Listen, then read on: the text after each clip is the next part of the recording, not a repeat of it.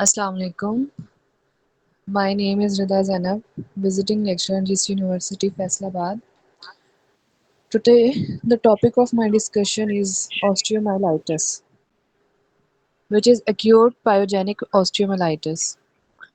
अगर हम बात करते हैं ऑस्टियोमाइलाइटिस की तो ये बेसिकली हमारे पास क्या है कि बोन का इन्फेक्शन है और बोन का ऐसा इन्फेक्शन है जो कि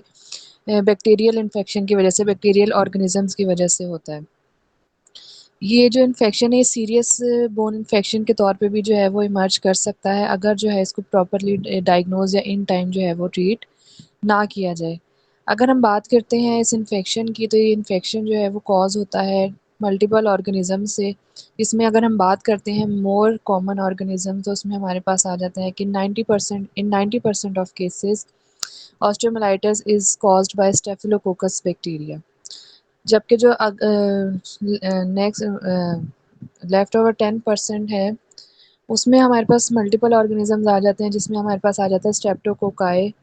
इन्फ्लुएंजा और सैल्मोनेला। अब ये जो हमारे पास ऑर्गेनिजम्स हैं, जो माइक्रोब्स हैं जो कॉज करते हैं ऑस्टियोमाइलाइटिस, तो ये किसी न किसी सोर्स के थ्रू जो है वो बोन तक इनका कांटेक्ट होता है। वो जितने भी सोर्सेज़ हैं वो या तो हेमाटोजेनस सोर्स हो सकता है या फिर कोई सुपरफिशियल वाउंड हो सकता है, सॉफ्ट टिश्यूज़ इन्फ्लेमेशन हो सकती हैं, जो कि as a pathway help out करते हैं इन ऑर्गेनिज़म्स को कि वो बोन तक पहुँच सकें और बोन में इन्फेक्शन कॉज़ कर सकें। तो अगर हम बात करते हैं उन सोर्सेज़ की तो सबसे पहले हम बात करते हैं हेमाटोजेनस सोर्सेज़ की। हेमाटोजेनस का मतलब ये है कि ब्लड के थ्रू कोई ये माइक्रोब्स जो हैं वो पहुँचेंगे बोन तक और बोन में जाके ये इन्फेक्शन कॉज़ करेंगे। अगर जो इसमें हमारे पास सबसे पहले जो आता है वो सेप्टिसीमिया या बैक्टीरियमिया आ जाता है सोर्स के ब्लड में कोई इन्फेक्शन जो है वो इन्फ्यूज़ किया जिसके साथ-साथ जो है फिर ये ब्लड जब नरिशमेंट प्रोवाइड करेगा बोन्स को तो नरिशमेंट के साथ-साथ एज़ ए ट्रांसपोर्टिंग मीडिया भी काम करेगा उन माइक्रोब्स को कि वो बोन्स तक जाएँ और वहाँ पे उनका इन्फेक्शन कॉज़ करें। तो इसमें आ जाता है कि जैसे आईवी ड्रग्स दी जाती हैं पेशेंट्स को या कोई ड्रग अब्यूज़र्स होते हैं या फिर आईवी कैनोला जो है वो इंसर्ट किया जाता है डायरेक्टली वेन में, तो ये एक फॉरेन बॉडी मटेरियल्स हैं, तो ये ऐसे पर्सन या ऐसे पेशेंट एट रिस्क होते हैं ऑस्टियोमाइलाइटिस के और एज़ अ सोर्स भी जो है वो ब्लड इनमें काम करता है ऑस्टियोमाइलाइटिस के लिए। इसमें अगर हम बात करते हैं तो सैल्मोनेला बैक्टीरिया जो है वो मोस्ट कॉमनली जो कॉजेटिव ऑर्गेनिज्म देखा गया है इन केस ऑफ हेमाटोजेनस स्प्रेड।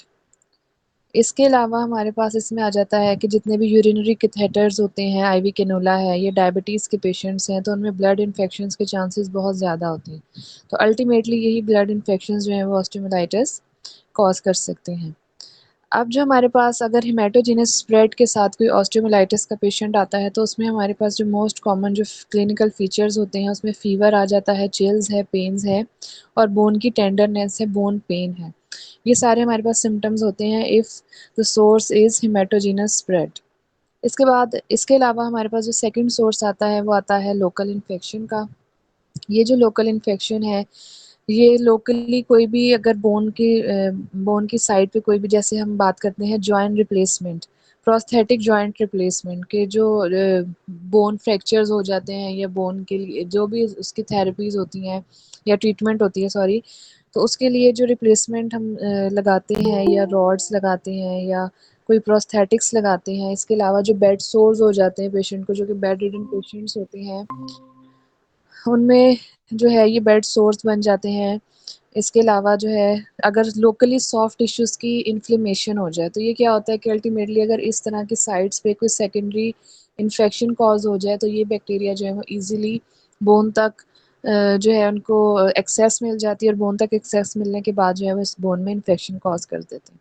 इसमें अगर हम बात करते हैं तो जो मोस्ट कॉमनली इन्वॉल्व्ड ऑर्गेनिज़म्स हैं, उसमें हमारे पास आ जाता है स्टेफ ऑरियस एंड स्टेफ एपिडर्माइटिस।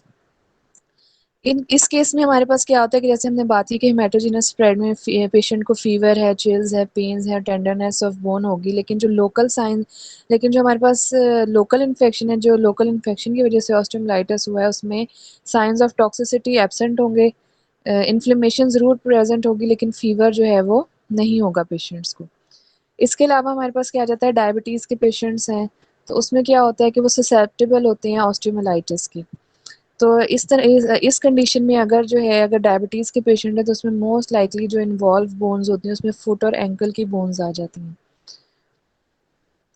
इसमें इस केस में भी हमारे पास क्या होता है कि बोन पेन होगी पेशेंट को और फीवर जो है वो पेशेंट को होगा। क्लिनिकल फीचर्स में जैसे हमने ऑलरेडी डिस्कस किया कि बोन पेन है, फीवर है, चिल्स है, टेंडरनेस है, ये सारे जो हैं आपके पास पेशेंट जो है इन कंप्लेन के साथ जो है वो प्रेज़ेंट करेगा। नेक्स्ट अगर हम बात करते हैं कि हमने डायग्नोज़ करना है, हम किस तरीके से डायग्नोज़ करेंगे कि either it is patient of osteomyelitis और नॉट, तो इसमें हम डिफरेंट जो है वो इन्वेस्टिगेशन परफॉर्म करवाते हैं। तो फर्स्ट वन हमारे पास आ जाती है एक्स-रे, लेकिन अगर जहाँ तक हम बात करते हैं एक्स-रे की, तो इनिशियल स्टेजेस पे हमें एक्स-रे पे कोई भी फाइंडिंग्स नहीं मिलती हैं कि बोन में इन्फेक्शन की। हमें लोकली जो इन्फ्लेमेशन हुई हुई है उसकी तो हमें फाइंडिंग्स मिल जाएँगी। इनिशियल रेडियोग्राफिक फाइंडिंग्स जो हैं वो सॉफ्ट टिश्यूज़ की, स्वेलिंग की या डीमिनरलाइज़ेशन ऑफ बोन्स की तो हमें ज़रूर मिलेंगी, लेकिन जो बोन इरोजन है उसकी या कंप्लीटली जो ऑस्टियोमाइलिटिस है उसकी हमें जो है वो आप ये कह सकते हैं कि फ़ॉल्स नेगेटिव जो है अर्ली फ़ेज़ में एक्स-रे की हमारे पास फाइंडिंग्स आती हैं। अगर हम मोर स्पेसिफिक फाइंडिंग्स की तरफ अगर हम जाते हैं तो सॉरी इन्वेस्टिगेशंस की तरफ जाते हैं तो उसमें हमारे पास आ जाता है सीटी स्कैन है, एमआरआई है, बोन स्कैन है। ये मोर सेंसिटिव इन्वेस्टिगेशन है देन एक्स-रेज़ हैं, तो इसमें हमारे पास क्या है कि हमें ऑस्टियोमाइलिटिस के जो साइन्स हैं या kindly sir mute your mic. Next हमारे पास इन्वेस्टिगेशन आती है बोन बायोप्सी की, तो उसमें हम क्या करते हैं कि बोन से बायोप्सी के लिए सैंपल लेंगे, उसको हम कल्चर परफॉर्म करवाएँगे। तो जब कल्चर में हमारे पास जो है वो पॉज़िटिव ऑर्गेनिज़्म जो है वो हमें हम फाइंड आउट कर लेते हैं। अच्छा इसमें एक इम्पॉर्टेंट पॉइंट ये है कि अ, इसमें इम्पॉर्टेंट पॉइंट एक ये आ जाता है इन्वेस्टिगेशन में कि अगर हम ब्लड कल्चर की बात करते हैं इस केस में कि हमने जो है वो ऑस्टियोमाइलिटिस के केस में अगर ब्लड कल्चर लेते हैं तो वो सिर्फ़ उस कंडीशन में हमारे पास पॉज़िटिव आएगा अगर ऑस्टियोमाइलिटिस का जो सोर्स है वो हेमाटोजेनस है। अगर हेमाटोजेनस सोर्स नहीं है तो जो ब्लड कल्चर है वो हमारे पास पॉज़िटिव नहीं आएगा। तो इसमें जो है अगर अगर आपके पास किसी पेशेंट को ऑस्टियोमाइलिटिस है और उसके बोन कल्चर भी जो है पॉज़िटिव आ रहा है लेकिन उसका ब्लड कल्चर नेगेटिव आ रहा है, इट मीन्स कि उसका जो स्प्रेड है वो हेमाटोजेनस नहीं है।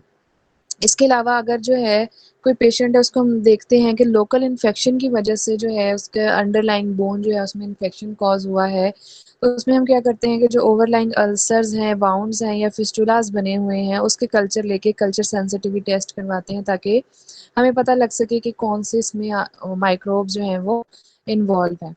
नेक्स्ट हमारे पास आ जाती है इसकी मैनेजमेंट, तो मैनेजमेंट में जो है इसकी अगर हम बात करते हैं एलोपैथिक वे ऑफ ट्रीटमेंट की तो इसमें बेसिकली जब फाइंड आउट कर लिया जाता है कि कौन-सा ऑर्गेनिज़्म है, कौन-सा बैक्टीरिया तो उसके अकॉर्डिंगली जो है वो 4 टू 6 वीक का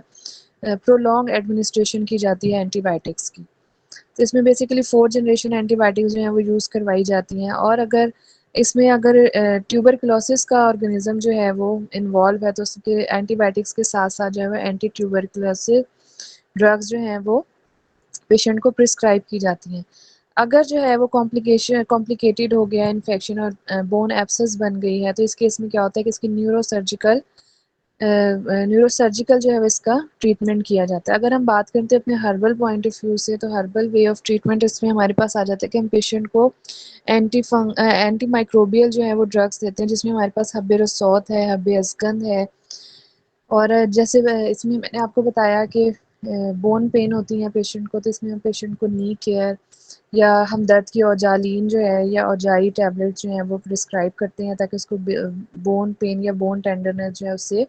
रिलीफ मिल सके और साथ-साथ हम उसको एंटीमाइक्रोबियल जो है हमारे अतरिफल शातरा हम पेशेंट को प्रिस्क्राइब करते हैं जिसका एंटीमाइक्रोबियल इफ़ेक्ट है। इसके अलावा जो हब्बे-रसूल होता है वो हमारे पास antiviral and anti fungal activity के लिए यूज़ की जाती है। हब्बे-अस्गंध है जो कि एंटी इन्फ्लेमेटरी और इम्यूनोमॉड्यूलेंट के तौर पे जो है हम पेशेंट को आते हैं और अगर पेशेंट फ़ीवर के साथ है तो उसको हम बुखारीन जो है वो प्रिस्क्राइब करेंगे ताकि उसको जो सिम्पटम्स हैं उसको भी ओवरकम किया जा सके और एट द सेम टाइम जो है उसका जो एंटीमाइक्रोबियल उसको ड्रग्स स्टार्ट करवा के उसकी जो इन्फेक्शन है उसको कंट्रोल किया जा सके। So that was all about osteomyelitis. Thank you so much.